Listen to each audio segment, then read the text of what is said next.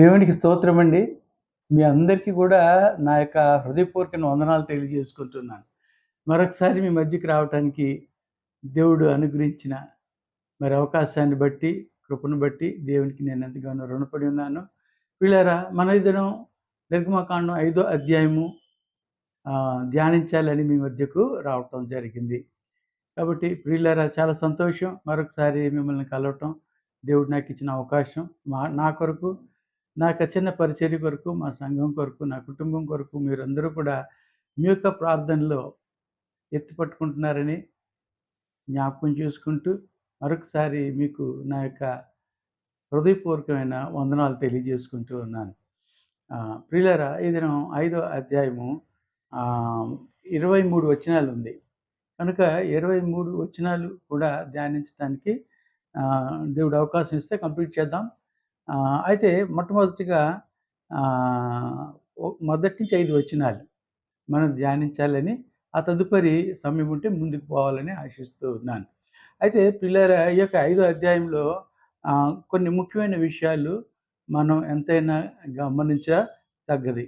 అదేంటంటే, మొట్టమొదటిది, ఇజ్రాయేలు దాస్యరికం నుండి యెహోవా తన విమోచన ప్రణాళికను మరి అక్కడ కొనసాగించినట్లుగా మనం చూడగలం.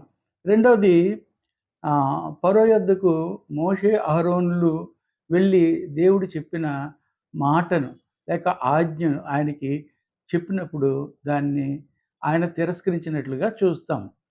మూడవది చూసినట్లయితే, ఎప్పుడైతే ఈ మోషే అహరోనులు వెళ్ళి చెప్పారో దేవుని ఆజ్ఞను ఆయన తిరస్కరించాడో, అంతేకాకుండా మూడవదిగా వారి యొక్క శ్రమను మరింత అధికంగా చేసి వారిని హింసించడం మొదలుపెట్టాడు. అయితే ఆ హింస, బాధ, శ్రమ భరించలేక మోషే అహరోనులు, మీ వల్లనే కదా మాకు ఈ శ్రమ అధికమైంది అన్నట్టుగా వారితో మరి సణుక్కున్నప్పుడు లేక వారితో చెప్పినప్పుడు వారికి కూడా బాధ కలిగి వెంటనే వారు దేవునికి మొరపెట్టినట్లుగా, లేదంటే యెహోవాని ప్రశ్నించినట్లుగా మనం చూస్తాం. అయితే ఈ అధ్యాయం 23 వచనాలు కలిగింది. కాబట్టి పిల్లారా, మరి 1 నుంచి 5 వచనం మనం చదువుకొని ముందుకు సాగిపోదాం. తర్వాత మోషే అహరోనులు వచ్చి ఫరోను చూచి, ఇశ్రాయేలు దేవుడైన యెహోవా అరణ్యములో నాకు ఉత్సవము చేయుటకు నా జనమును పోనిమ్మని ఆజ్ఞాపించుచున్నాడనిది. ఫరో నేను అతని మాట విని ఇశ్రాయేలీయులను పోనిచ్చుటకు యెహోవా ఎవడు? నేను యెహోవాను ఎరుగను, ఇశ్రాయేలీయులను పోనీయనెను. అప్పుడు వారు, హెబ్రీయుల దేవుడు మమ్మను ఎదుర్కొనెను, సెలవైన యెడల మేము అరణ్యంలోకి 3 దినముల ప్రయాణమంతా దూరము పోయి మా దేవుడైన యెహోవాకు బలి అర్పించుదుము. లేని యెడల ఆయన మా మీద తెగులుతోనైనను ఖడ్గముతోనైనను పడునేమో అనిరి. అందుకు ఐగుప్తీ రాజు మోషే అహరోను, ఈ జనులు తమ పనులను చేయకుండా మీరేలా ఆపుచున్నారు? మీ బరువులు మోయుటకు పొండెనెను. మరియు ఫరో, ఇదిగో ఈ జనము ఇప్పుడు విస్తరించి ఉన్నది, వారు తమ బరువులను విడిచి తీరుగా నుండినట్లు మీరు చేయుచున్నారని వారితో అనెను. ప్రార్థన చేసుకుందాం. మహోన్నతుడు, మమ్మల్ని మిగిలిగా ప్రేమించిన మా పరమ తండ్రి, వేలాది స్తుతులు, స్తోత్రాలు, వందనాలు చెల్లించుకుంటూ ఉన్నాం. నాయన, మా ప్రభువా, మా మంచి దేవుడు, నమ్మదగిన దేవుడవు, మా స్తుతులకు పాత్రుడు అయిన తండ్రి, మీకే స్తోత్రాలు, వందనాలు. చదవబడిన లేఖన భాగం ద్వారా నాతోను మాతోను మాట్లాడండి. మా జీవితాలకు కావాల్సిన దేవన ఆశీర్వాదము, దిద్దుబాటు దయచేయండి. మా ప్రభువా, నా తండ్రి, ఆత్మీయంగా ఎదిగి బలపడి మీ కొరకు ప్రభువా, నా తండ్రి, కడవరకు నా తండ్రి సాక్షులుగా జీవించే గొప్ప భాగ్యము దయచేయండి. మీ లేఖనాల్లో ఉన్న మాధుర్యాన్ని, మీ సత్యాన్ని గ్రహించి మిమ్మల్ని మహింపరిచే భాగ్యం దయచేయమని ప్రభువా, వింటున్న ప్రతి బిడ్డను, ప్రతి కుటుంబాన్ని కూడా దీవించి ఆశీర్వదించమని యేసుక్రీస్తు నామములో ప్రార్థించి వేడుకుంటున్నాం తండ్రి. ఆమేన్. చాలా సంతోషం. ప్రియులారా, మనం ఇక్కడ వచనం చూసినప్పుడు మొట్టమొదటి వచనంలోనే తరువాత మోషే అహరోనులు వచ్చి ఫరోను చూచి అన్నారు. తరువాత అనే పదాన్ని మనం గమనించి చూసినట్లయితే తరువాత అంటే ఏంటి? దానికి ముందు ఏదో జరిగింది. తరువాత అని అంటున్నారు. దానికి ముందు ఏం జరిగిందంటే దేవుడు బలపరిచిన తరువాత, మోషేను బలపరిచిన తరువాత, మోషే మోషేను ఆ పొద దగ్గర కనబడి ఆ! అయ్యా! నేను అబ్రహాము దేవుడిని, ఆ! ఇస్సాకు దేవుడిని, యాకోబు దేవుడిని అని తను తాను పరిచయం చేసుకున్నాక కూడా, నేను ఏర్పాటు చేసుకున్నాను. ఐగుప్తుకి వెళ్ళి నా ప్రజలు ఆ! యొక్క దాస్యర్కం నుంచి నువ్వు విడిపించడానికి నేను నిన్ను ఎన్నుకున్నాను, లేక పిలిచాను అంటే సాకులు చెప్పడం మొదలుపెడతాడు. మనకు తెలిసిందే, గతంలో మనం చెప్పుకున్నాం. సుమారుగా 7 సాకులు చెప్పాడు. 40 సంవత్సరాలు ఐగుప్తులో ఉన్నాడు. సకల విద్యలందు ప్రావీణ్యం పొందినవాడు. బాగా నేర్చుకున్నటువంటి వాడు. సాకులు చెప్తున్నాడు. సాకులు చెప్పడం అంటే ఏంటి అర్థం? చెయ్యగలిగి ఉండి చెయ్యలేనని చెప్పడమే సాకులు అంటాం. ఏ కాబట్టి ఆయన 7 మార్లు ఆయన సాకులు చెప్పినట్లుగా చూస్తాం. నేనెంతటి వాడను అంటాడు. ఆయన పేరేంటని అడిగితే నేనేం చెప్పను అంటాడు. తర్వాత వారు నన్ను నమ్మరు అంటాడు. నా మాట వినరు అంటాడు నాలుగోదిగా. ప్రియులారా, అంటే 3 సూచక్రియలు చూసిన తర్వాత కూడా ఇజ్రాయేలీయులు నమ్మరని ఎలా చెప్తాడు? అంటే ఇంటెన్షన్‌గా తప్పించుకోవాలని ప్రయత్నం చేస్తూ ఉన్నాడు. తర్వాత ఐదోదిగా చూసినట్లయితే, ఆరోదిగా మనం చూసినట్లయితే మాట నేర్పరిని కాను అంటాడు. ఏడోది నోటి మాంద్యము గలవాడను అంటూ ఉన్నాడు.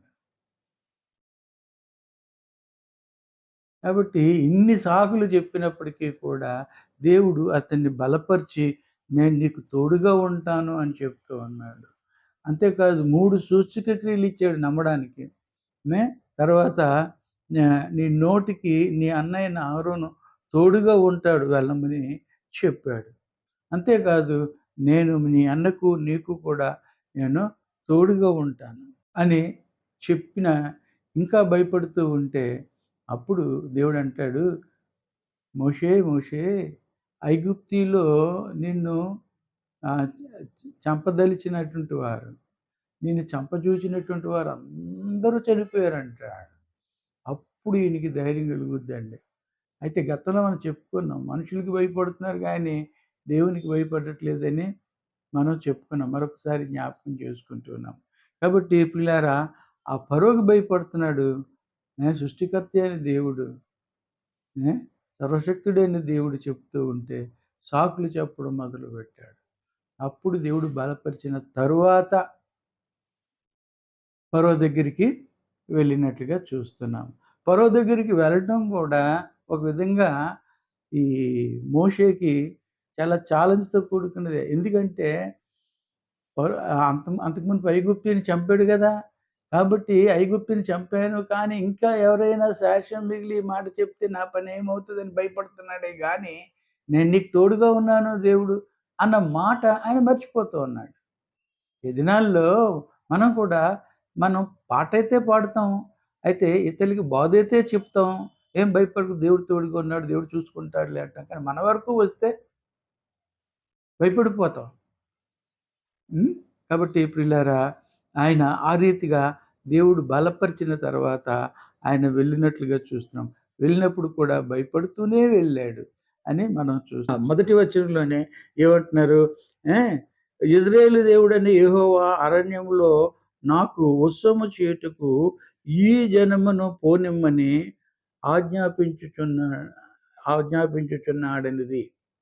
అంటే ఇక్కడ మనం గమనించి చూసినట్లయితే దేవుడైన యెహోవా అని చెప్పారు.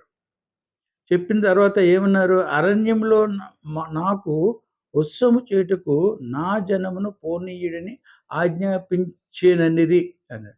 ఆజ్ఞాపించారు. కరెక్టే. అయితే ఇక్కడ మనం చూసినట్లయితే ఏమంటున్నాడంటే దేవుడని యెహోవా అంటూ ఉన్నారు. కానీ ఈ యెహోవా ఎవరో తెలీదు. అంతవరకు మోషేకే తెలుసు తప్ప అంతవరకు జనాలందరికీ కూడా అబ్రహాము దేవుడు, ఇస్సాకు దేవుడు, యాకోబు దేవుడే అని తెలుసు. ఎందుకంటే మనం 6 అధ్యాయంలో 3వ వచనంలో అంటాడు కదా! నేను సర్వశక్తి గల దేవుడను పేరున అబ్రహాము, ఇస్సాకు, యాకోబులకు ప్రత్యక్షమైతిని కానీ యెహోవాను నా నామమున నేను వారికి తెలియబడలేదు అంటున్నాడు. ఆదికాండం 17 అధ్యాయంలో నేను సర్వశక్తుడైన దేవుడిని అని చెప్తూ ఉన్నాడు. కానీ యెహోవా అన్న మాట ఆయన ఎప్పుడు కూడా రివీల్ చేయలేదు. మోషేకు మాత్రమే ఆ మాట చెప్పాడు. కాబట్టి ఫరోకి ఎలా తెలుస్తది Jehovah? It might be a strange word to him అనమాట. ఆయనకొక ఈ మాట ఏదో కొత్తగా అనిపించి ఉండొచ్చు అని నా అభిప్రాయం. కాబట్టి ఆయనేమంటున్నాడంటే రెండో వచనంలో ఫరో నేను అతని మాట విని ఇజ్రాయేలును పోనిచ్చుటకు యెహోవా ఎవడు? నేను యెహోవాను ఎరుగను. ఇజ్రాయేలీయులకు పోనీయనన్నాడు. నేను యెహోవాను ఎరుగను అంటున్నాడు. యెహోవా ఎవడు అని ప్రశ్నిస్తున్నాడు. ఈ యొక్క మాట నేను ఇజ్రాయేలును పోనివ్వను అంటున్నాడు. ఈ రెండో వచనం చాలా ప్రాముఖ్యమైనదండి. ఈ అధ్యాయంలో చాలా ప్రాముఖ్యం అన్నమాట. ఎందుకంటే దీని మీద ఎక్కువగా నేను ధ్యానించాలని ఆశపడుతూ ఉన్నాను. ఫోకస్ చేయాలని చూస్తున్నాను. ఎందుకంటే యెహోవా ఎవడు అంటున్నాడు. ఈ దినాల్లో చాలామంది దేవుడు ఎవరు? ఈ యెహోవా ఎవరు? అనేవాళ్ళు కూడా చాలామంది ఉన్నారు. కాబట్టి ఇది కేవలం ఫరోకి మాత్రమే కాదు, మనందరికీ కూడా రానున్న తరానికి కూడా ఇది చాలా ప్రాముఖ్యమైనది గనుక దీని మీద కొద్దిగా మనం ధ్యానించడం ఎంతైనా మంచిదని నేను ఆలోచిస్తున్నాను. కాబట్టి ప్రియులారా, మరొక మాట 3వ వచనంలో చూచినట్లయితే వారు హెబ్రీయుల దేవుడు మమ్మను ఎదుర్కొనెను. సెలవైన యెడల మేము అరణ్యంలోనికి 3 దినముల ప్రయాణమంత దూరము పోయి మా దేవుడైన యెహోవాకు బలి అర్పించుదుము. లేని యెడల ఆయన మా మీద తెగులుతోనూ ఖడ్గముతోనైనను పడునేమో అనేది. ఇందాకలేమన్నారు? ఇజ్రాయేలు దేవుడైన యెహోవా అన్నాడు. ఇక్కడ హెబ్రీయులు దేవుడు మమ్మను ఎదుర్కొనెను అన్నాడు. కానీ పేరు అక్కడ ప్రస్తావించలేదు. అన్నాడు. ఇప్పుడు ఇక్కడ మనం ఈ 3వ వచనంలో కూడా కొంత ధ్యానిద్దాం. 2వ వచనం తర్వాత ధ్యానిద్దాం. 3వ వచనంలో చూచినట్లయితే ఇక్కడ హెబ్రీయుల దేవుడు మమ్మను ఎదుర్కొనెను అన్నాడు. సెలవైన యెడల మేము అరణ్యంలోనికి 3 దినముల ప్రయాణమంత దూరము పోయి మా దేవుడైన యెహోవాకు అన్నాడు. అంటే 3 దినాలంత ప్రయాణం ఎందుకు అన్నది మనం గమనించి చూసినట్లయితే 3 దినాల ప్రయాణం అంత దూరం అంటే 3 దినాలు, ఇటు 3 దినాలు, అటు 3 దినాలు, మధ్యలో ఒక దినము. టోటల్‌గా చూసినట్టయితే 7 డేస్. అంటే వీక్ డేస్ సెలవు అడుగుతున్నారు. ఐగుప్తులో వీరు దాస్యరికం కింద ఉన్నప్పుడు వారు చేయుచున్న పనులన్నీ 7 దినాలు ఆగిపోతే ఎంత కష్టమో ఆలోచించండి. అది కూడా ఆయన ఆలోచించి నేను పోనివ్వను అని ఉంటాడని నా ఆలోచన సుమండి. పోనివ్వను అని హృదయము మరి కఠినపరుచుకున్నట్లుగా మనం ఇక్కడ గమనిస్తున్నాం. కాబట్టి ఈ 3 దినాలు ఎందుకు వెళ్ళమన్నాడు ప్రభువు అంటే ఇక్కడ ఐగుప్తులోనున్న వారందరూ కూడా విగ్రహారాధికులు. తర్వాత ఆయా దేవతా స్తంభములను నిలిపి ఆ యొక్క ఆచారపు ఈ బలులు, ఆచారాలు అవన్నీ విగ్రహారాధికులు. ధూప నైవేద్యాలు చేసేవాళ్ళు. అటువంటి వారి మధ్య జీవము గల దేవుడినైన నన్ను అక్కడ వారు ఆరాధించటం దేవునికే ఇష్టం లేదు. అందుకే దేవుడు అంటాడు 3 దినాలంత దూరం పోయి అరణ్యంలోకి పోయి నన్ను సేవించండి, ఉత్సవం చేసుకోండి, పండగ చేసుకోండి, నన్ను ఆరాధించండి అని దేవుడు చెప్తున్నాడు. సో అక్కడ ఈ యొక్క అన్య దేవతల మధ్యన కాకుండా ప్రత్యేకంగా పొమ్మని చెప్తూ ఉన్నాడు. ఈ విషయం మనం చూసినట్లయితే ప్రియులారా, దేవుడు మనం కూడా 2 కొరింథీ 6వ అధ్యాయము 18వ వచనంలో దేవుని ఆలయమునకు విగ్రహములతో ఏమి పొందిక, మనము జీవముగల దేవుని ఆలయమై ఉన్నాము. అందుకు దేవుడు ఇలాగు సెలవిచ్చుచున్నాడు, కావున మీరు వారి మధ్య నుండి బయలు వెళ్ళి ప్రత్యేకముగా ఉండుడి. మీరు నాకు కుమారులను కుమార్తెలనై ఉన్నారని సర్వశక్తి గల ప్రభువు చెప్పుచున్నాడు. అంటే లోకంలో నుంచి ప్రత్యేకంగా you must be separate from this worldly life అని చెప్పాలి. కాబట్టి ఇంకొక మాట ఏంటంటే తామరాకు మీద నీటి బొట్టు ఉన్నట్లుగా లోకంలో ఉన్నప్పటికీ, లోకంలో కలిసి ఉన్నప్పటికీ కూడా మనం ఆ లోక మాలిన్యం అంటకుండా ఉండాలని యాకోబు మొదటి అధ్యాయము 27వ వచనంలో మాట రాసినట్లుగా మనం గమనించగలం. ఈ లోకానికి వేరుగా ఉండి మనం దేవుని ఆరాధించాలన్నది ఆయన కోరిక. ఈ విగ్రహారాధన ఇదంతా కూడా ఈ లోక మర్యాద చొప్పున మనం నడిచినట్లయితే ఈ యుగ దేవత ఈ లోక దేవత వారికి గుడ్డితనాన్ని కలుగు చేస్తున్న కారణాన వారి సత్యాన్ని తెలుసుకోలేక అనేక విగ్రహాలను మరి అనేక దేవతల్ని మరి వారిని పూజించటం జరుగుతూ ఉన్నది. ఎందుకంటే అపోస్తుల కార్యం 17వ అధ్యాయంలో మనం చూసినట్లయితే ఏథెన్స్‌లో కూడా ప్రజలు చాలా జ్ఞానవంతులైనప్పటికీ అందులో నుంచి చాలామంది ఫిలాసఫర్స్ వచ్చారు, సైంటిస్టులు వచ్చారు, చాలామంది వచ్చారు. కానీ అక్కడ కూడా ఆరాధనలో ఒక బలిపీఠం మీద తెలియని దేవునికి అని ఉంది. కాబట్టి ఈ లోక దేవత, ఈ యుగ దేవత వారి గుడ్డితనం కలుగు చేస్తుంది కాబట్టి వారి సత్యాన్ని తెలుసుకోలేకపోతున్నారు. కాబట్టి అట్టి వారికి మీరు దూరంగా ఉండి 3 దినాలంతా దూరంగా వెళ్ళి నన్ను ఆరాధించవలసిందిగా మీరు ఈ యొక్క ఉత్సవం జరుపుకోవాల్సిందిగా దేవుడు చెప్పినట్లుగా మనం చూస్తున్నాం. 4-5 వచనాల్లో చూసినట్లయితే మీరేలా వారి పనులను ఆపుచున్నారు, పోయి మీ పని చేసుకొనుడి అంటున్నాడు. వారి తర్వాత 5వ వచనంలో వారిని సోమరులుగా చేయకండి అన్నట్టుగా 4-5 వచనాల్లో చదువుతాడు. ఇప్పుడు మొదటి నుంచి 5 వచనాలు కూడా మనం క్షుణ్ణంగా తెలుసుకున్నాం. రెండవ వచనం మనం ఇందాక చెప్పుకున్నట్లుగా దాని మీద కొద్దిగా ఫోకస్ చేద్దాం అని చెప్పుకున్నాం కదా. దాని మీద ఎక్కువగా ధ్యానిద్దాం. ఎందుకంటే అక్కడ ఫరో అన్న మాట ఏంటంటే యెహోవా ఎవడు అంటూ అన్నాడు. ఇంగ్లీష్‌లో చూసినట్లయితే హూ ఈజ్ దట్ లార్డ్ అని ఉంది. అయితే తెలుగులో ట్రాన్స్‌లేషన్ ఎవడు అని పదం ఉంది. అయితే ఏదేమైనా యెహోవా ఎవరు అన్నది మనం ఫరోకి అర్థమయ్యేటట్టు చెప్పాలి. అదే సమయంలో మనకు కూడా రానున్న తరానికి కూడా యెహోవా ఎవరు అన్నది who is our God, who is Jehovah that is more important తెలుసుకోవాలి కదా. అలాగే ఎవరు యేసుక్రీస్తు ప్రభువారు ఎవరు అన్నది చాలా ప్రాముఖ్యమైనది. అందుకే యోహాను సువార్త 17వ అధ్యాయం 3వ వచనంలో ఏమంటాడంటే అద్వితీయ సత్యదేవుడినైన నిన్ను పంపిన క్రీస్తును తన కుమారుని ఎరుగుటయే నిత్య జీవం అన్నాడు. ఎరుగుటయే నిత్య జీవం. నువ్వు నిత్య జీవం కావాలి అంటే నువ్వు దేవుని తెలుసుకోవాలి. యేసు ప్రభు ఎవరో తెలుసుకోవాలి, యెహోవా ఎవరో తెలుసుకోవాలి.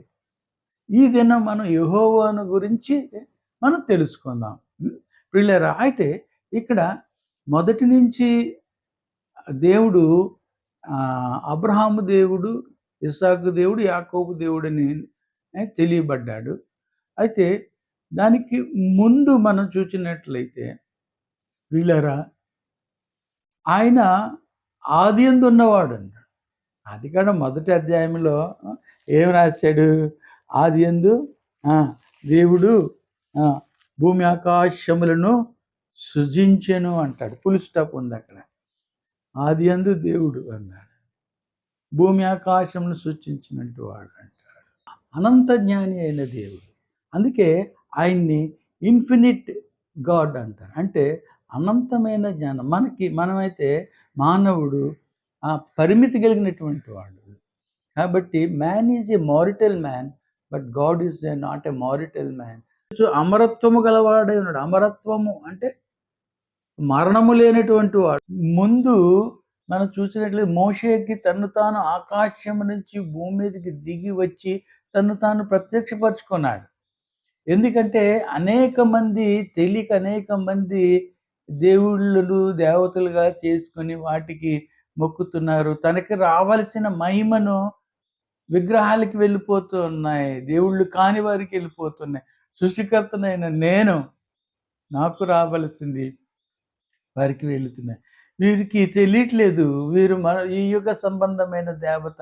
వారికి గుడ్డితనం కలుగజేస్తుంది. సత్యాన్ని తెలుసుకోలేకపోతున్నారు. ఈ సత్యం తెలుసుకోవాలంటే నేనుగా నేను వారికి ప్రత్యక్షం కాకపోతే వారికి తెలీదు అని మోషేకి ఆకాశం నుండి దిగి వచ్చి ఆయనకి ప్రత్యక్షపరుచుకున్నాడు. అంతేకాదు ప్రజలు తెలుసుకోవాలి అని నిజంగా ఆసక్తి కలిగి ఉంటే గనుక నన్ను తెలుసుకుంటారంట. యెహోవాని తెలుసుకోవాలి అనంటే పండితులు 2గా విభజించారు. ఒకటి సామాన్యమైన రెవల్యూషన్ అంటారు. ప్రత్యక్షత. రెండోది స్పెషల్ రెవల్యూషన్ అంటే ప్రత్యేకమైన ప్రత్యక్షత అంటారు.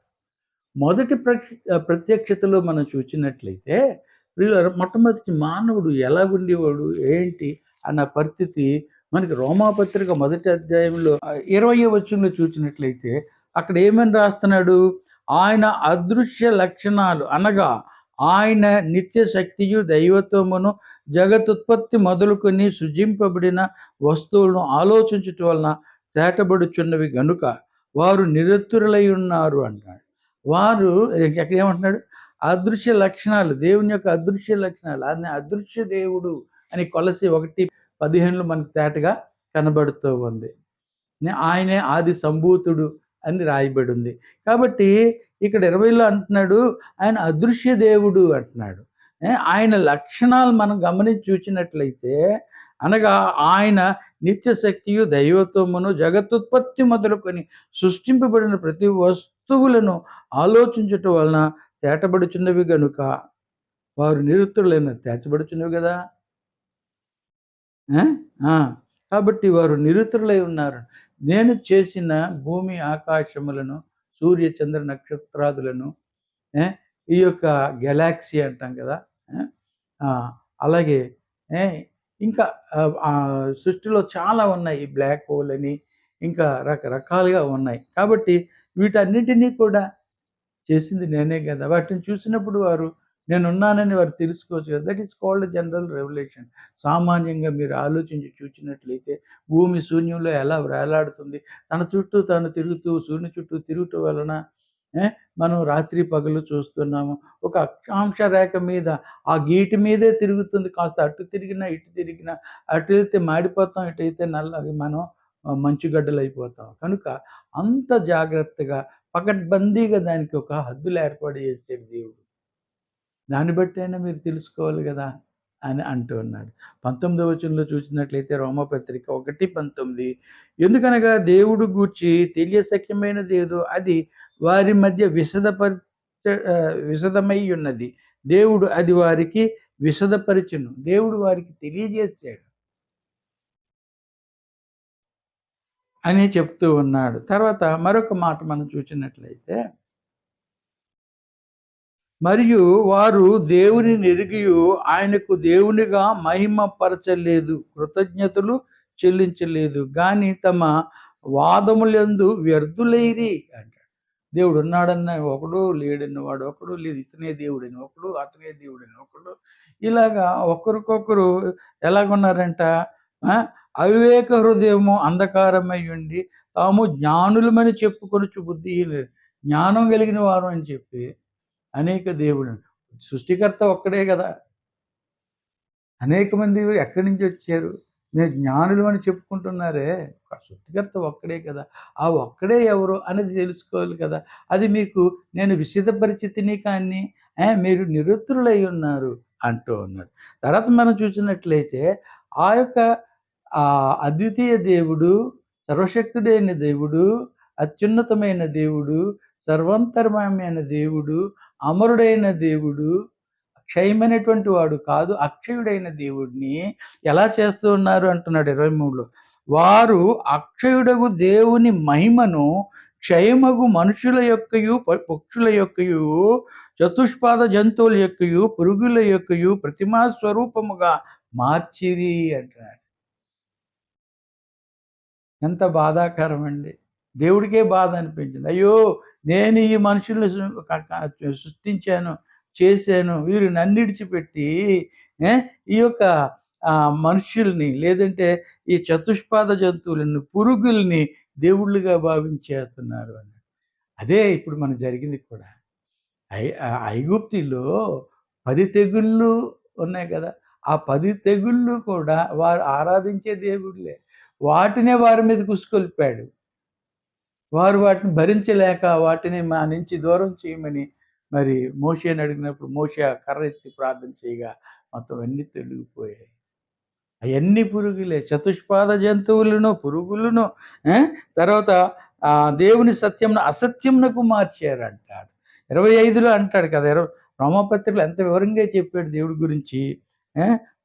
ఇది సామాన్య మానవుడికి కూడా అర్థమయ్యే రీతిలో మొదటి అధ్యాయం పౌలు గొప్పగా రాశాడండి. నిజంగా పౌలుకున్న జ్ఞానం, పౌలు దేవునితో కలిగి ఉన్న ఆ సావాసం చక్కగా రాశారు. చూడండి, అట్టివారు దేవుని సత్యమును అసత్యమునకు మార్చి సృష్టికర్తకు ప్రతిగా సృష్టమును పూజించి సేవించిరి అంటున్నారు. పూజించి సేవించారంటారు. సృష్టికర్తకు బదులుగా సృష్టికర్త ఒక్కడే కదా! మరి ఆ సృష్టికర్త ఎవరో తెలుసుకోవాలి గదా! కానీ సృష్టింపబడిన దాన్ని పూజిస్తున్నారు గానీ సృష్టికర్తను పూజించట్లేదు. ఆ చెట్టుని సృష్టించిన వాడు దేవుడే. కానీ మనం చెట్టుకి సాగిలపడతాం. సృష్టికర్తను మరిచి సృష్టిని పూజిస్తూ ఉన్నారు అంటూ ఉన్నాడు. సృష్టికర్తను మరిచి సృష్టింపబడిన వాటికి మొక్కుతున్నారంటే అది ఎంత బాధాకరం దేవునికి ఆలోచించండి. సృష్టికర్తనైన నేను ఎలాగా అందుకే ఒక మాట అంటున్నాడు యెషయా గ్రంథం 42:8 అంటాడు. యెషయా గ్రంథం 42:8 అంటాడు, యెహోవాను నేనే అంటున్నాడు. ఇది నా నామము, మరి ఎవనికిని నా మహిమను నేనిచ్చువాడును కాను.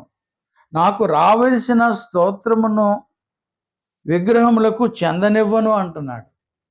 విగ్రహాలకి నేను చెందనివ్వను అంటున్నాడు. అది వెండవని, బంగారం అని whatever it may be. But I don't want to give my glory to the idols అంటూ అన్నాడు. ఇది బైబిల్ చెప్పిన మాటలండి, నా మాటలని మీరు అనుకోకండి. ఉన్న సత్యం నేను చెప్తున్నాను. బైబిల్‌లో తేటగా రాసి ఇచ్చిన మాటలే నేను చదువుతున్నాను. సృష్టికర్తకు బదులుగా సృష్టిని పూజిస్తూ ఉన్నారు. సృష్టికి వెళ్ళిపోతోంది. సృష్టింపబడిన వాటికి వెళ్ళిపోతుంది. కాబట్టి ఏమంటున్నాడు? నాకు రావలసిన స్తోత్రము, మహిమ విగ్రహములకు చెందనివ్వను అంటూ ఉన్నాడు. దేవుడే స్వయంగా చెప్తూ ఉన్నాడు. అందుచేతే తను తాను దిగి రావాల్సి వచ్చింది. ఇదిగో సామాన్యమైన రెవల్యూషన్ గురించి మనం చెప్పుకున్నాం కదా! సామాన్యమైన రెవల్యూషన్‌కి ఏంటి? ప్రత్యక్షత. ఆ! అందుకే ఆయన సామాన్యంగా అంతా సృష్టి యావత్తును చూసినప్పుడు సూర్యచంద్ర నక్షత్రాల్ని భూమి మీద చేసిన అనేకమైన వస్తువులను చూసినప్పుడు ఆయన ఉన్నాడని మనం తెలుసుకోవాలి. ఆయన దేవుడు లేడని ఎలా చెప్పగలం? ఊసరవెల్లిని చూడండి. ఎక్కడుంటే అక్కడ రంగులు మారుస్తూ ఉంటది. సీతాకోక చిలుక చూడండి. ఒక గొంగళి పురుగు సీతాకోక చిలుకగా మారుతోంది. ఇంకా సృష్టిలో ఇంకా అనేకమని మనకు తెలియని ఇంకెన్నో ఉన్నాయి. కనుక అవన్నిటిని చూసినప్పుడు దేవుడున్నాడు. ఆయన సర్వజ్ఞాని అయిన దేవుడు, సర్వశక్తుడైన దేవుడు, సర్వంతర్యామైన దేవుడు. మన మాటలు ఆలకిస్తున్నాడు. మన ఆలోచనలు ఆయనకి తెలుసు. మన తలంపులు ఆయనకి తెలుసు. కాబట్టి అటువంటి మనం ఎంత జాగ్రత్తగా ఉండాలి. సత్యాన్ని అన్వేషించాలి.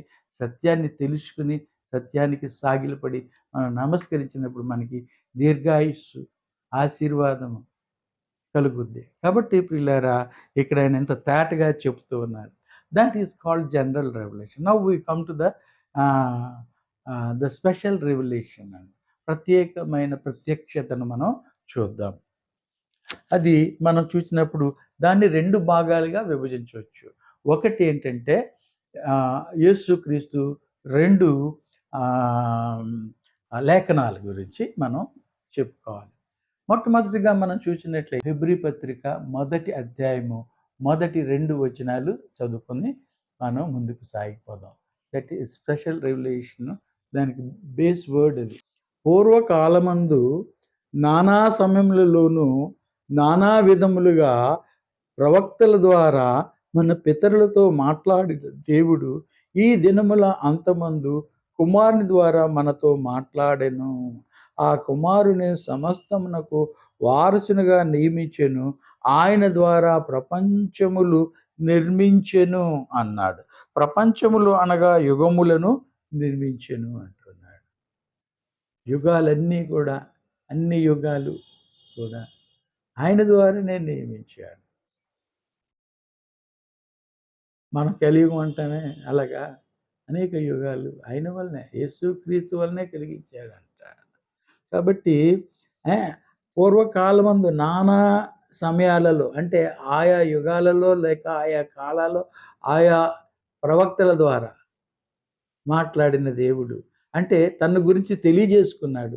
స్టిల్ వాళ్ళు ఇంకా తెలుసుకోలేని అజ్ఞానంలో ఉంటుండగా అప్పుడు నానా విధములుగా ప్రవక్తల ద్వారా తన పితరులతో మాట్లాడిన దేవుడు ఈ దినముల అంతమందు ఎండ్ డేస్ వస్తూ ఉన్నాయి కాబట్టి అంతమందు కుమారుని ద్వారా మనతో మాట్లాడెను అన్నాడు.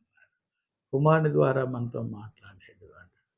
ఇక్కడ ఈ సెకండ్ రెవల్యూషన్, స్పెషల్ రెవల్యూషన్‌లో మొట్టమొదటిగా యేసు ప్రభు తర్వాత లేఖనాలను గురించి మనం ధ్యానించవలసి ఉంటుంది. కాబట్టి ప్రియులారా, ఇక్కడ యేసు ప్రభువారు తన్ను తాను దేవునిగా కనపరుచుకున్నాడు.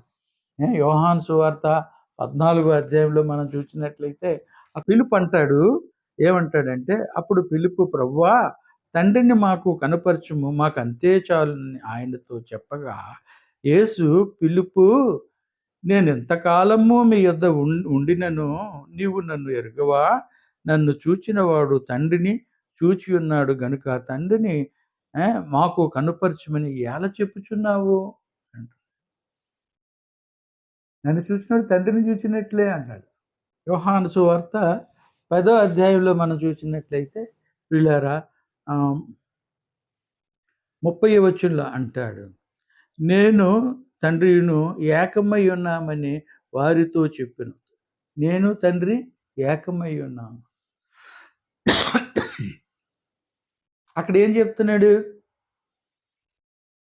నన్ను చూసినవాడు తండ్రిని చూసినట్టే అంటున్నాడు.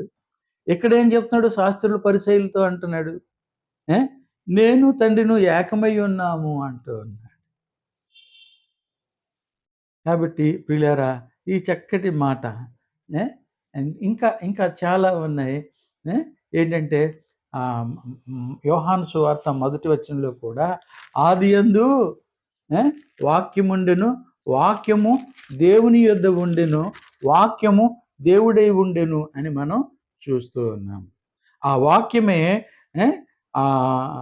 శరీరధారి అయి కృపాసత్య సంపూర్ణుడుగా మన మధ్య వసించెను అంటున్నాడు.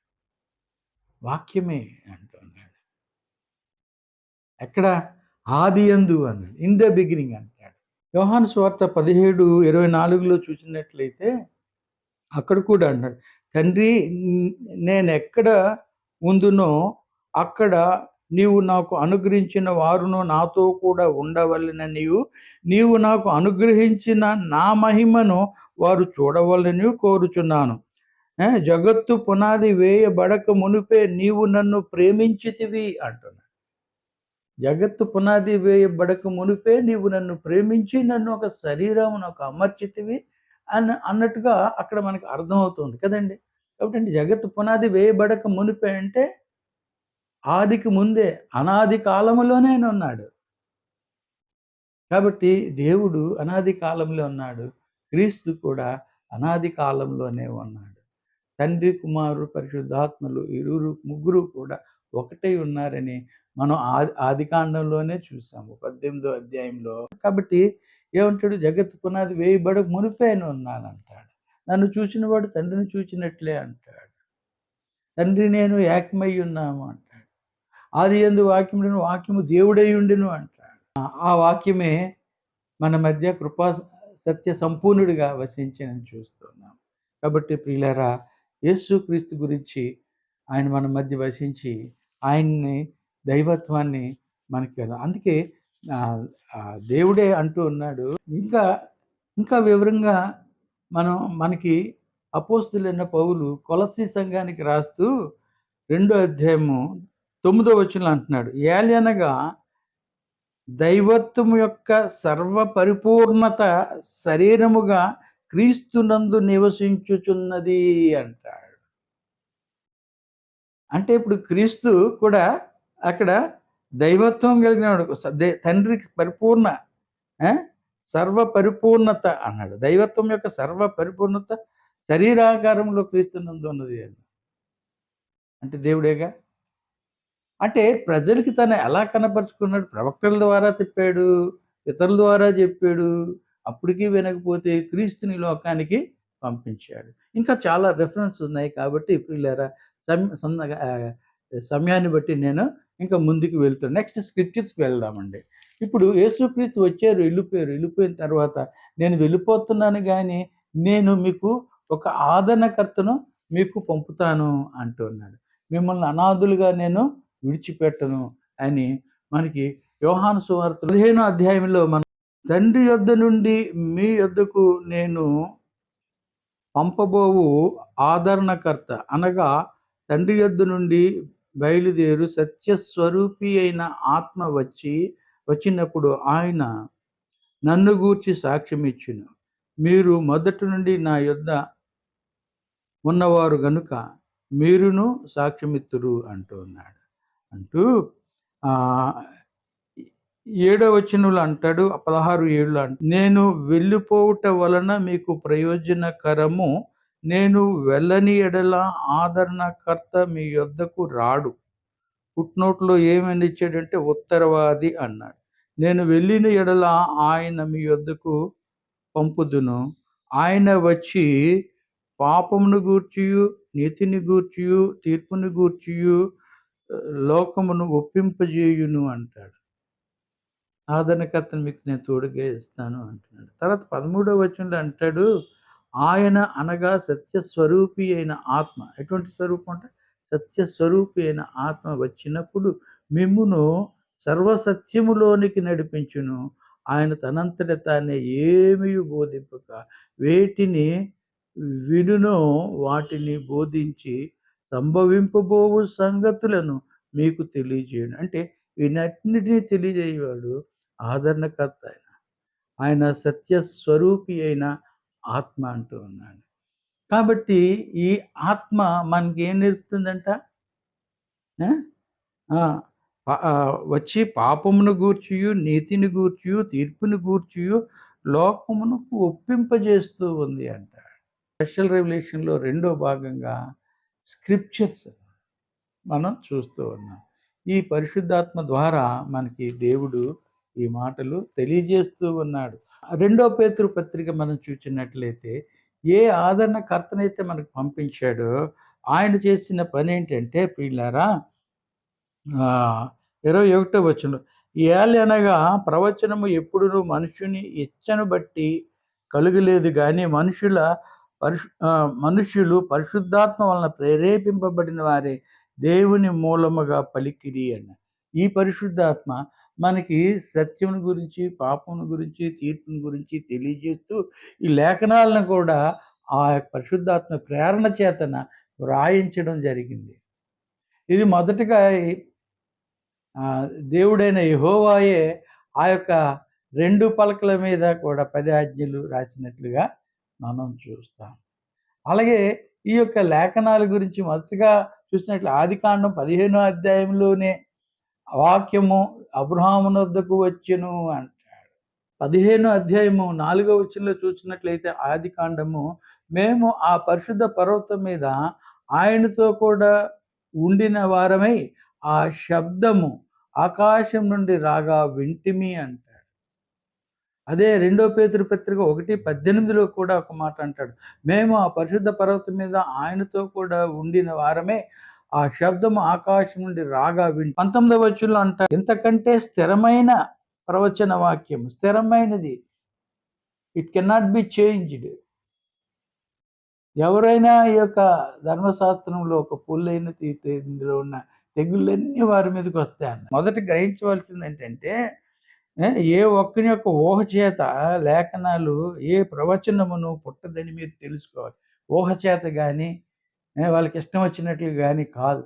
పరిశుద్ధాత్మ ప్రేరేపణ వలన, దేవుని యొక్క ప్రేరేపణ వలన పుట్టిందని నువ్వు తెలుసుకోవాలి. తర్వాత ఏమంటున్నాడు? ఏ ఇది ప్రేరేపింపబడిన వారే దేవుని మూలముగా పలికిరి. 2 తిమోతి 3:16 అంటాడు, దైవజనుడు సన్నిధుడై ప్రతి సత్కార్యము పూర్ణముగాను సిద్ధపడి ఉండినట్లు దైవావేశము వలన కలిగిన ప్రతి లేఖనము ఉపదేశించుటకును, ఖండించుటకును, తప్పుదిద్దుటకును, నీతి యందు శిక్షణ చేయుటకును ప్రయోజనకరమైనది. ఇక్కడ మనం దైవావేశము వలన కలిగిన ప్రతి లేఖనము అన్నాడు. ఫుట్‌నోట్ 5లో ఏమంటున్నాడు చూడండి. అంటే ప్రతి లేఖనము దైవావేశము వలన కలిగినది అంటున్నాడు. కాబట్టి ప్రతి లేఖనము దైవావేశం వలన కలిగిందే గాని, ఒకడు ఊహ వలన గాని, ఒక కల్పితం వలన పుట్టింది కాదని తేటగా చెప్తూ ప్రియులారా, మొదటి రెవల్యూషన్ ఏమంటే జనరల్ రెవల్యూషన్. సామాన్యంగా ప్రకృతిని, దేవుడు సృష్టించిన సృష్టి యావత్తును చూచినప్పుడు మనం తెలుసుకోగలం. కాబట్టి రెండోది మనం చూసినట్లయితే దేవుడు మనుష్యుడి యొక్క జ్ఞానం సరిపోదు గనుక వారి ప్రవక్తలను పంపించి మన పితరుల ద్వారా అనేక విధాల తన గురించి తెలియజేయడం జరిగింది. అప్పటికీ కూడా వారు తెలియలేని స్థితిలో అంధకారంలో ఉంటుండగా ఆయన తన కుమారుడైన యేసుక్రీస్తుని లోకానికి పంపించి, తర్వాత ఆయన దైవత్వం అంతా కూడా శరీరాకారంలో క్రీస్తునందు నివసించుచున్నదని తులసీ పత్రికలో మనం చూసినట్లుగా ఆయన ఇచ్చాడు. తర్వాత మనం లేఖనాల ద్వారా మనం చూస్తాం. నేను వెళ్ళిన తర్వాత పరిశుద్ధాత్మను మీ వద్దకు నేను పంపిస్తాను. పరిశుద్ధాత్ముడు వచ్చి మీకు ఈ యొక్క సత్యాన్ని మీకు తెలియజేస్తాడు. సర్వసత్యంలోకి మిమ్మల్ని నడిపిస్తాడు అంటున్నాడు. సత్యమును గూర్చి, పాపమును గూర్చి, తీర్పును గూర్చి మీకు తెలియజేస్తాడు. అంతేకాదు సర్వసత్యంలోకి నడిపిస్తాడని చెప్తున్నాడు. లేఖనాలు అన్నీ కూడా దైవ ప్రేరేపణ వలన పుట్టినవని మనం 2 పేతురు పత్రిక 1 అధ్యాయంలోనే మనం మాటలు చూసాం. కాబట్టి ప్రియులారా, దేవుడి మాటలు దీవించుగాక. Praise the lord.